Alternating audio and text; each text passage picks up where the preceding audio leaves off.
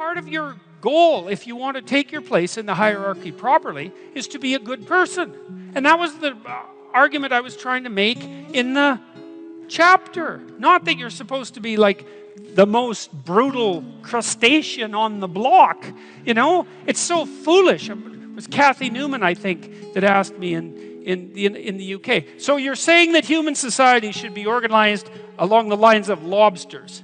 It's like, look, lady, if you're gonna insult someone, you might want to try accusing them of something, of believing something that someone somewhere believed at least once in the entire history of the human race. And not that. Yes, absolutely. Lobsters for everyone. You know, that's how, what I was trying to make the case was that we have this very old system in our nervous systems, which is very old, which keeps track of where we are in hierarchies, and that regulates our emotions because of it, because it's really important to you, and you, and you, and you, if you're not completely bloody psychopathic, that you have a place in a social hierarchy, and that you're admired and respected and valued by other people. And it's so important that the neurochemical system that keeps track of that regulates your other emotions, so that if you're low on the totem pole because, well, for whatever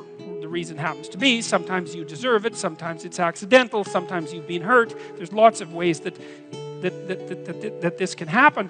Your serotonin levels plummet like a defeated lobster, and then you feel way more negative emotion about everything and way less positive emotion about everything. And that's absolutely dreadful. Like that's clinical depression, and it's a terrible, terrible condition.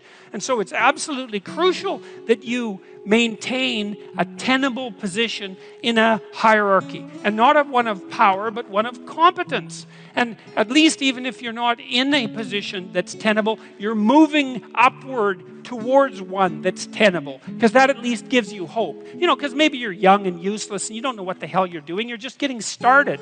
And so you're low man on the totem pole, but it's not like you're stuck there forever. You do some decent work. I had some kid tell me the other day, it was really nice. God, you know, I was in a rough shape 2 years ago. I was just getting married. I just got married, and I was nihilistic as hell and depressed and bitter, and things weren't going well for me at all.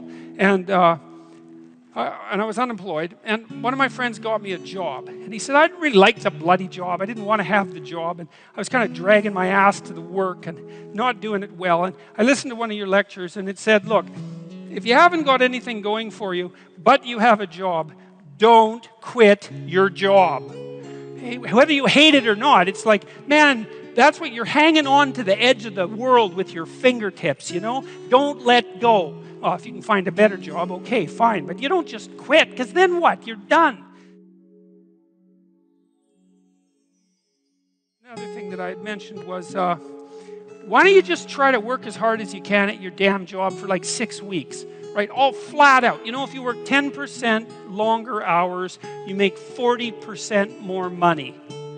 That's something worth thinking about. You know, you've got a job, maybe you show up 15 minutes early and you leave 15 minutes late. You know, and you actually work and your boss notices, because he would probably notice, and then maybe someone's going to get promoted, and maybe it'll be you, because something's going to tilt the scales, and that little extra bit of work done without cynicism and resentment might be enough.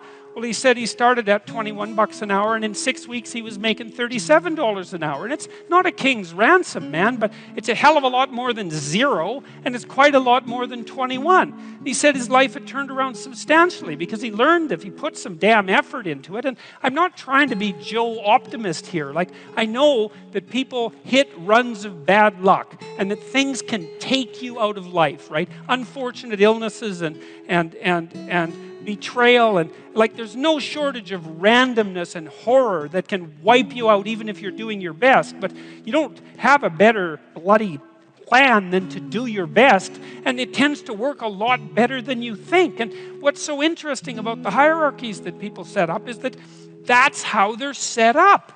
They're not set up on power. They're set up on reciprocity and skill and trust. Not always. You know, and if you're in a job where you work hard and you're a good guy and you're doing your best and your boss is a bloody tyrant and you never get a break, it's like, okay, fine. You're in a Foucault world. Get the hell out of it.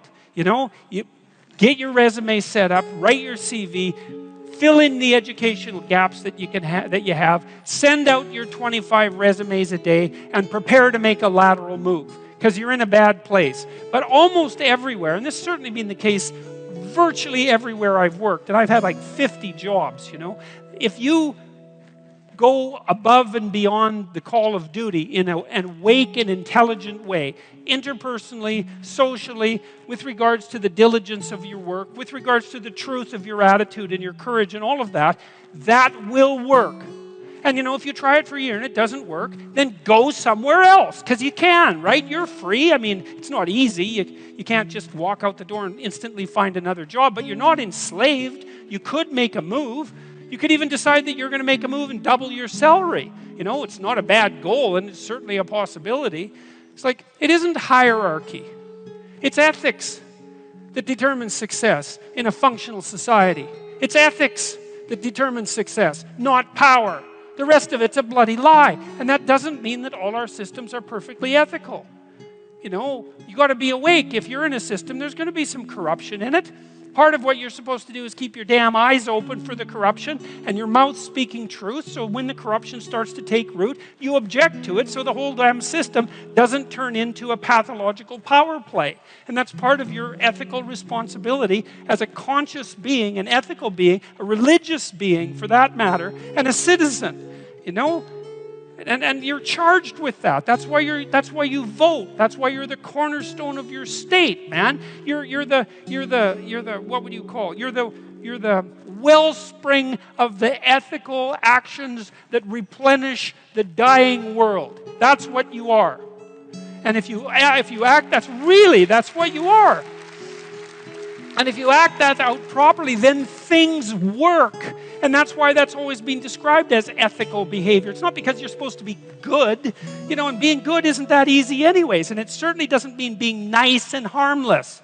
It's not an easy thing to be good. You have to be tough as a damn boot to be good, because you have to stand your ground when you need to stand your ground, and you have to be able to say no when it's time to say no, and you have to mean it. And so then you have to think and plan strategically so that when you're going to say no, you can mean it and it will stick. And that takes a certain amount of integrated malevolence, I would say. And once it's integrated, it's not malevolence, it's strength. It's strength of character. It's the ability to stand your ground. And you have to cultivate that. And you cultivate that at least in part by telling the truth.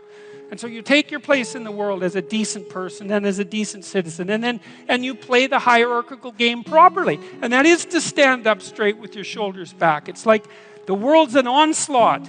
You've got the tyranny of culture to deal with. You've got the catastrophe of nature. You've got your own damn malevolence and ignorance, right? All coming at you. Plus the incredible, complicated, indeterminate potential of the future. That's all coming at you, and it's all your responsibility. And you can cringe away from it and be afraid of it and be victimized by it and be bitter and cynical about it. And no wonder, because it can be painful. Or you can turn around and you can say, man, bring it on, because there's more to me than there is to the catastrophe.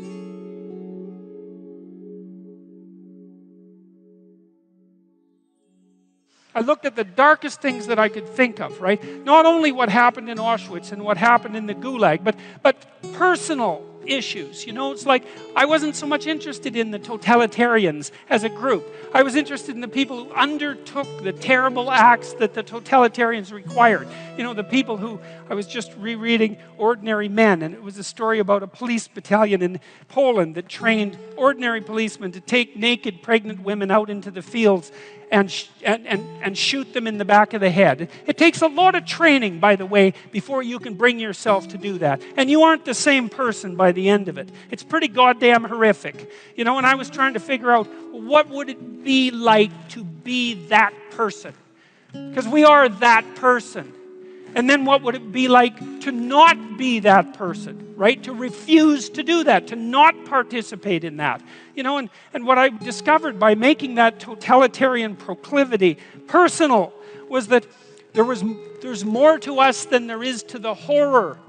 as nature is, bent on our destruction, bad as culture is, tyrannical and bloody, back as far as you can look, as malevolent as you are in the darkest part of your heart, and that's plenty malevolent, the possibility that's within you that can well up, the courage and the truth and the ability and the skill and the willingness to set things right, if you are willing to set them right, is more powerful than all of that. And so it's so interesting. It was proof for me of an old saying I read from Carl Jung. It's an alchemical motif, in stir qualinus inventur, which is what you most want to be found will be found where you least want to look, essentially. And it's so interesting because it means that if you're willing to turn around and to stand up, say, and stand up straight and face the darkness like fully, what you discover at the darkest part is the brightest light. And that's something that's so much worth discovering, because there's going to be terrible darkness in your life. And it's going to make you cynical and bitter. And it could easily be that you're just not looking at it enough. Because if you looked at it enough and you didn't shy away and you brought everything you had to bear on it, you'd find that there was more to you than there was to the horror